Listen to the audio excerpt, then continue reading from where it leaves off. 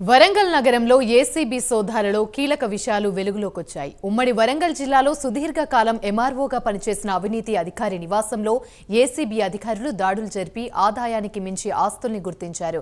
12 కోట్ల విలువ గల స్థిరాస్తులను గుర్తించారు.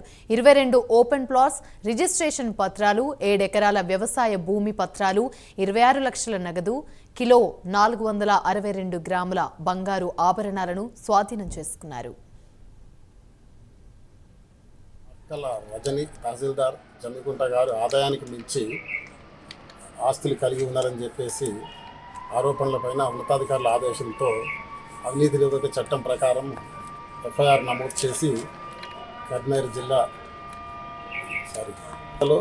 ఆమె ఇంట్లోనూ మరియు ఆమె సన్నిహితుల చెందిన మరో 5 చోట్ల ఏకకాలంలో దాడులు నిర్వహించి సోదాలు చేయగా ఇప్పటి వరకు ఒక 2 అంతస్తుల భవనము, 21 ఇంటి స్థలాలు, 7 ఎకరాల వ్యవసాయ భూమి, 2 కార్లు, 3 ద్విచక్ర వాహనాలు, బ్యాంకుల్లో 25 లక్షల నగదు నిలువ, సుమారు కిలోన్నర బంగారు ఆభరణాలు, 1.5 లక్షల నగదు, మొత్తం ఆస్తుల విలువ సుమారు 3,20,00,000 ఉండగా సుమారు వాటిలో నుంచి 3 కోట్ల వరకు అక్రమ ఆస్తులుగా ఉన్నట్టు గుర్తించినాము.